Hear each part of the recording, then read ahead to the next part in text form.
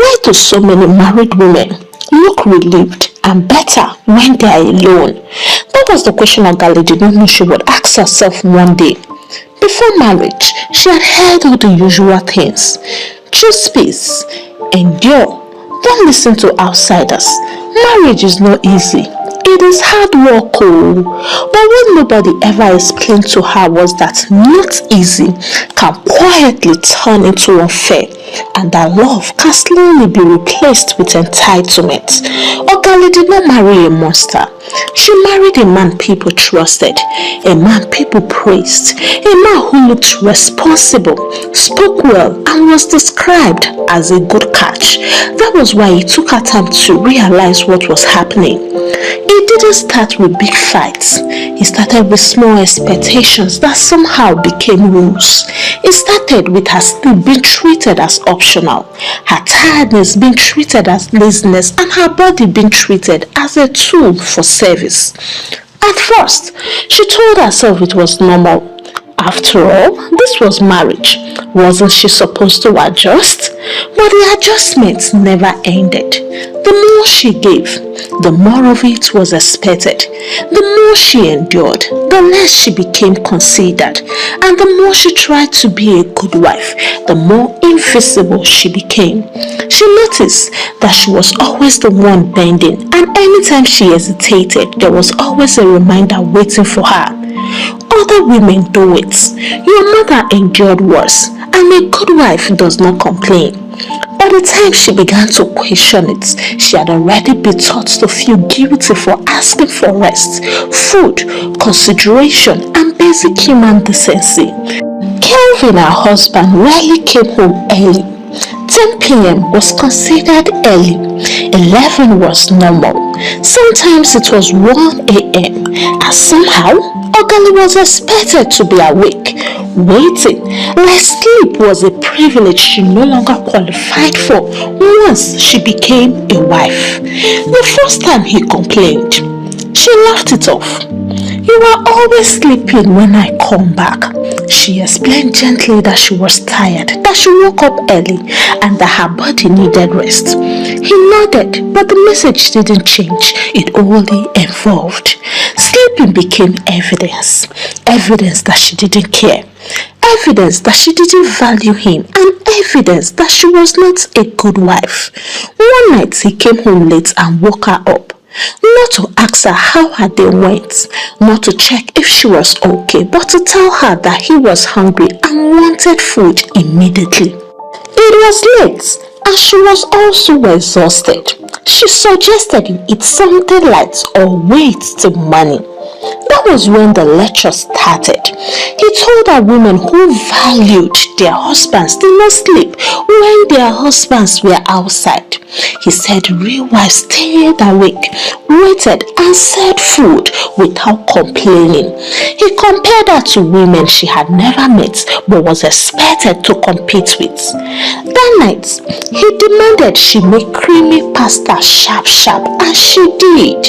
From that day, sleep became political. Anytime she rested, it was questioned. Anytime she closed her eyes early, it was noted. And anytime she prioritized her body, it was interpreted as disrespect. Ogali began to notice something unsettling.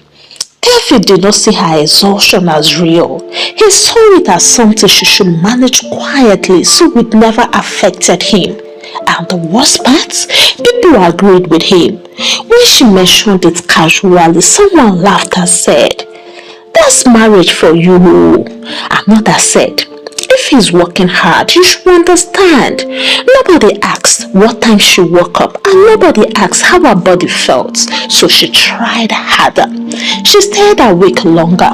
She ignored her body. She learned how to be tired in silence, and slowly, Ogali began to understand something terrifying.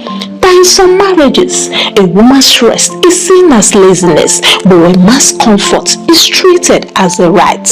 She didn't know it then, but these late nights were not only really about food or sleep, they were about control, about whose needs mattered first, and about who was allowed to be human. Kelvin woke up early for work. That alone was not the problem. The problem was that his mornings came with a long, silent list of expectations Ogali was supposed to already know and meet without reminders, complaints, or wearing a dull face. By 5 a.m., she was expected to be awake, not because she wanted to, and not because her body was rested, but because a good wife should already be on her feet. She would drag herself out of bed, her eyes heavy and her body still aching from the previous day. Sometimes she had barely slept. Sometimes she had slept late after waiting up for him the night before, but none of that mattered. Morning had arrived and duty was calling. She would go to the kitchen, warm water. Thereafter, she would walk into the bathroom, fill a bucket and adjust the temperature carefully with the hot water. And this Calvin that she was doing it for was healthy and able-bodied. Yet, here she was, half awake, catering to him like this was normal. Then, she would go and iron his shirts. Next came food because breakfast had to be ready or almost ready. If not, disappointed questions will follow. So, there is nothing to eat, eh? What have you been doing since morning? What she had been doing was waking up before her body was ready. What she had been doing was surviving on exhaustion, but explanations only sounded like excuses, so she stopped giving them. And somehow, through all of it, she was expected to look cheerful or at least not complain. Kevin would sit, eat, dress and prepare to leave. Some mornings he spoke, some mornings he didn't. Either way, the atmosphere revolved around his comfort, whether the food tasted right, whether his clothes were properly pressed, and whether he felt satisfied. If everything went smoothly, the morning passed in silence. If something went wrong, it lingered all day. Ogali noticed that no matter how early she woke up, no matter how much effort she put in, it was never acknowledged. But the one day she was slow. Just one day, it became a topic. You were changing. You were not trying like before. That word before began to hurt her. Before when? Before she got tired? Before her body started protesting? Before she realized that marriage had turned into a never-ending service role? She began to understand that consistency was expected from her, but consideration was optional from him. And then there were the comparisons. Kelvin talked about other women casually, co-workers' wives, church women, women online, always framed as observations, never accusations, but the message was clear. So women wake up as early as 4 a.m. and still do more. My friend's wife prepares everything before he even steps out of bed. Ogali nodded, not because she agreed, but because responding felt like opening a door she wasn't ready to walk through yet. What bothered her most was not even the workload, it was the assumption. The assumption that her time was less valuable. The assumption that her body was always available. And the assumption that because he was the husband, her role was to revolve. No one had sat her down to explain these rules. They had simply appeared, enforced by tradition, validated by religion, and excused by the society. On Sundays, it was worse. She woke up early to prepare for church, iron clothes, make sure everything was in place. Sometimes she barely ate. There was always something to fix, something to adjust, and something to sacrifice. Kelvin, on the other hand, ate quickly and comfortably. Bread, omelette and beverage. He would be ready in minutes while she rushed, hungry and tired, trying not to look unserious. At church, people smiled at them, complimented them and called them a beautiful couple. No one saw how her legs ached. No one saw how hungry she was, and no one saw how tired she felt sitting in that place. Marriage, she realized, had two versions, the public one and the private one, and the private one was quietly draining her. She started asking herself questions she was afraid to answer. How did I even get to this point? When did my needs become negotiable and when did love become one-sided? She pondered on how Kevin never asked if she was tired. He never asked if she had slept well, and he never asked how her body felt. But he noticed when things were not done. That contrast stayed with her. One morning as she stood in the kitchen stirring food with heavy eyes, it hit her that this is not the marriage institution that God had initiated. The more she thought about it, the clearer it became. Kelvin had grown comfortable, not with her happiness, but with her availability. Her presence was assumed, her service expected, and her silence preferred. That was why complaints irritated him, because they disrupted the system. Ogani began to understand that the problem wasn't that she was tired. The problem was that her tiredness inconvenienced him. That morning, she felt heavier, not because of the work alone, but because of the realization settling in her chest that marriage has slowly become a place where she gave endlessly and was expected to want nothing in return. Still, she said or did nothing about it. She soon got pregnant, and pregnancy did not soften Kelvin. If anything, it revealed the parts she hadn't seen. Before Gali became pregnant, she had assumed, like many women do, that pregnancy will come with a certain automatic protection, that something will shift, that care would increase, and that empathy will grow naturally, even if slowly. But she was wrong. The pregnancy was not planned, but was not unwanted, at least not to her. From the moment she confirmed it, something inside her changed. She became more careful with her body, more aware of her limits, and more conscious of her energy. Her body, however, was not cooperating gently. The tiredness was different now, heavier and deeper. It settled in her bones and refused to be shaken off. Mornings were harder, nights stretched longer. Hunger came suddenly and left her dizzy if ignored. But responsibilities remained, expectations remained, and somehow the list grew longer. Kelvin did not ask many questions. He did not read and he did not observe closely. He simply assumed she would adjust the way she always had. Church became a weekly test of endurance. Ogali did not particularly enjoy attending, but she went anyways, not out of devotion but out of duty. Kelvin liked being seen there. He liked the greetings and he liked the image of a respectful family sitting together. So, every Sunday, whether she likes it or yes, she must wake up early. She bathed carefully, moving slower now. She dressed with effort, standing for too long even when her body begged her to sit. She did her hair and makeup, not because she wanted to, but because she knew how quickly she would be judged if she didn't. In the process, she often skipped breakfast. Not intentionally, but because he would be downstairs honking his car impatiently. And please note that he must have had his own breakfast. On one of those Sundays, the service was long. The sun filtered in through open windows, mixing with body heat and insects. Ogale shifted uncomfortably, trying to find a suitable position for her condition. Her stomach growled quietly. She ignored it. She told herself it would soon be over.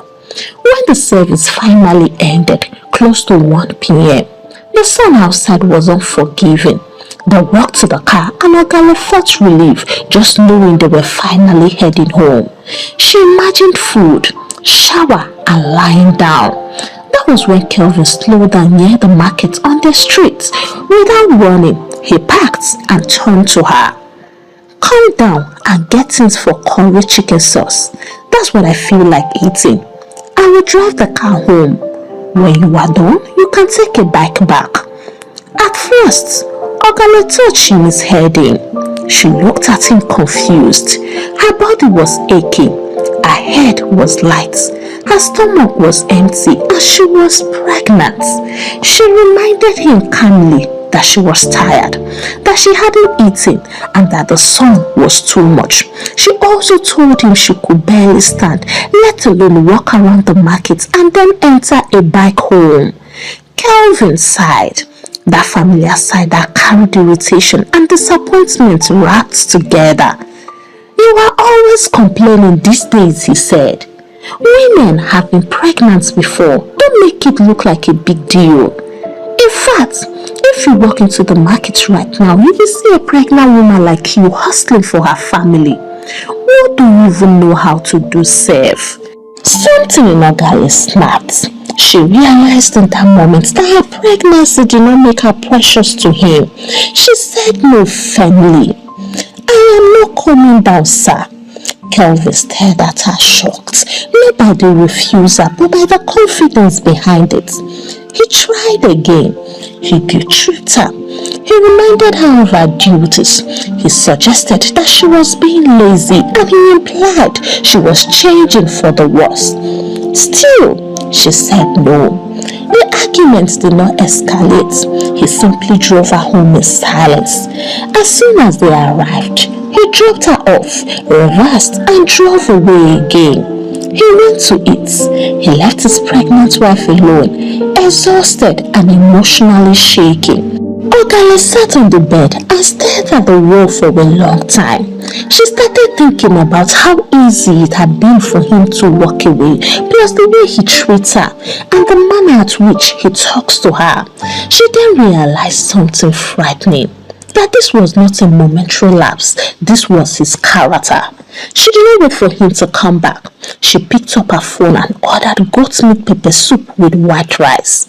When the food arrived, she ate it hungrily. Strength returned and suddenly she became happy. She had a shower, put on the AC and lay down afterward and slept. When Kevin returned later, he acted like nothing had happened.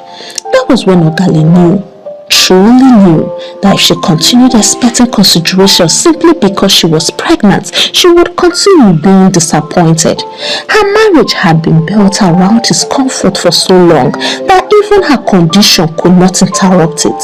And as she laid right there at night, she made a quiet promise to herself.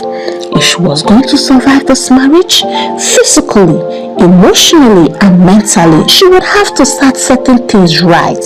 No more assumptions, no more excuses, and no more waiting for empathy that might never come. Kevin became colder and easily irritated just because of the market incident. Ogale noticed it immediately. The silence was meant to punish her. He stopped asking for things politely. Requests came as instructions. When she hesitated, he sighed loudly, rolled his eyes, or muttered comments under his breath. One night, when he returned home late again, this time it was past 11. She was already in bed. He woke her up and said, "The food on the dining is cold. Go and microwave it right now." She sat up slowly and she suggested he either microwaves it, eat it like that, or go to bed. He scoffed. "So, madam, I should be hungry in my own house, right?" She looked at him for a long moment. The old Ogale would have stood up, apologized, and then straight to the kitchen. But this new Ogale stayed seated. "No," she said calmly, "I will not do it." Kelvin froze. That calm refusal unsettled him more than shouting ever could. He raised his voice. He accused her of disrespect. He reminded her of her duties and he asked who was influencing her. She listened, and when he was done, she said nothing more. She laid back down and turned away. That night, Kelvin did not sleep well. Neither did she, but for different reasons. From that day, the insults began. He called her selfish. hard-hearted and stubborn, but Okale didn't care. When that didn't work, he changed status. He brought out his Bible. He quoted verses about submission, about wives obeying their husbands, and about women building their homes with wisdom. Okale listened again. She had grown up in church. She knew the scriptures. What disturbed her was not the Bible itself, but how easily it was used to silence her humanity. Whenever she stood her ground, he accused her of listening to bad women online, women who were spoiling marriages and women who were teaching rebellion. She did not argue. She simply continued living her life. She cooked when she was able. She rested when she was tired. She ate when she was hungry, and she slept when her body demanded it. One morning, Kevin woke up late and realized there was no bathwater prepared. He stood in the bathroom for a long time, confused, then annoyed. He confronted her. So, you just decided to stop doing everything? She looked at him steadily. I decided to stop doing things that harm me, she replied. That sentence landed heavily between them. For the first time, Kelvin saw that this was not a phase, no pregnancy hormones and not online influence. This was a decision. He tried one last approach. He became distant, cold and less present. Okale noticed, but she did not chase. She muttered under her breath. If you are tired of acting like a child, then you will man up. She focused on herself, on her body, on the baby growing inside her and on conserving strength. She told herself that if his selfishness was left unchecked, he will only grow bolder. Kelvin on his part kept on testing her resolve, and she kept on giving him an attitude that only says, you can do it yourself. He called her disrespectful, lazy and a bad egg, and she accepted all the labels and even added a thank you. As the pregnancy advanced, her laziness tripled, not because she planned to, but that was her own pregnancy chronicle. The name calling intensified and it was like pouring water on a rock, because this time she was no longer afraid of his displeasure. It was now her before him. One evening, he came home tired and hungry. There was no food waiting. He stood in the kitchen for a while, then cooked something simple. Another morning, he prepared his own breakfast without comments. Another day, he washed the dirty plates and the dirty clothes, hoping that when she gives birth, everything will return back to normal. And when she eventually did, Okale moved unapologetically from being a slave to becoming a wife. And that was when Kelvin realized that the version of the woman he married, who bent endlessly, was gone. Okale did not become cruel. She did not withhold affection and she did not punish him in any way. She simply stopped over-functioning. She learned that over-functioning teaches people to under-function, and she was done enabling that dynamic. That firmness forced Kelvin back into the position of a husband and not a taskmaster. And this made him to learn that authority without empathy breeds distance.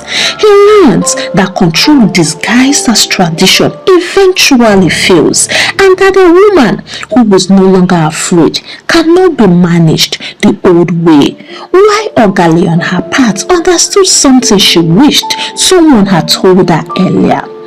Marriage should never cost a woman her sleep. It should never cost her her health. It should never cost her her voice, and it should never cost her her humanity. Until today, they are still married, but only married in the right way, just the way God had designed the institution of marriage to be. Hey African Tales by Karma Tribe, how are you all doing?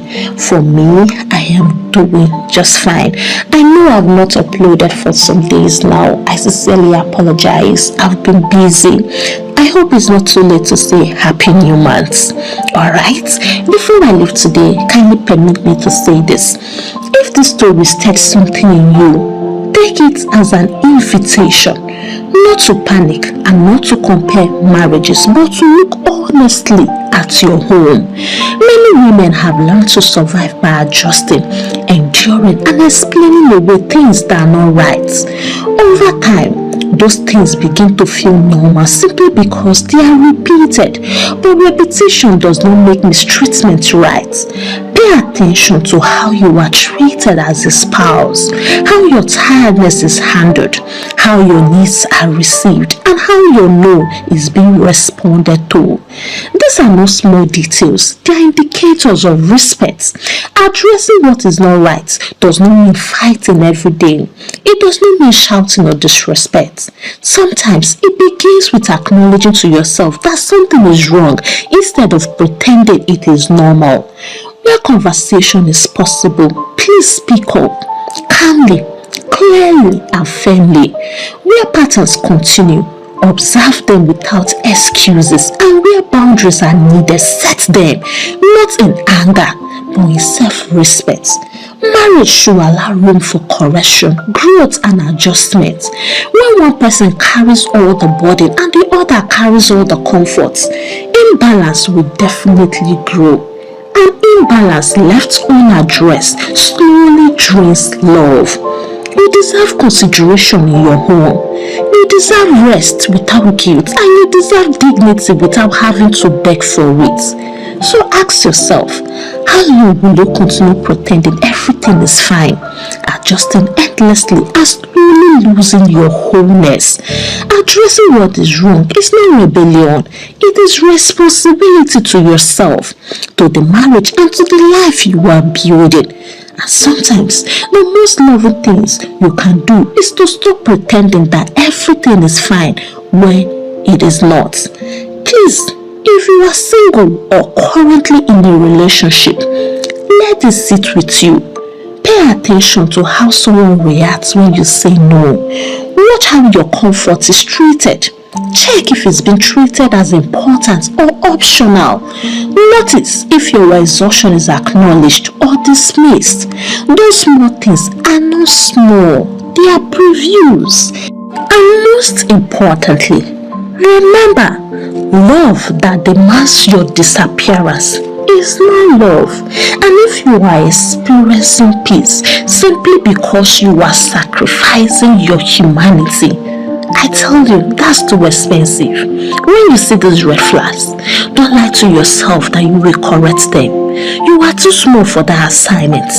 Carry your slippers on your head. Run and never look back.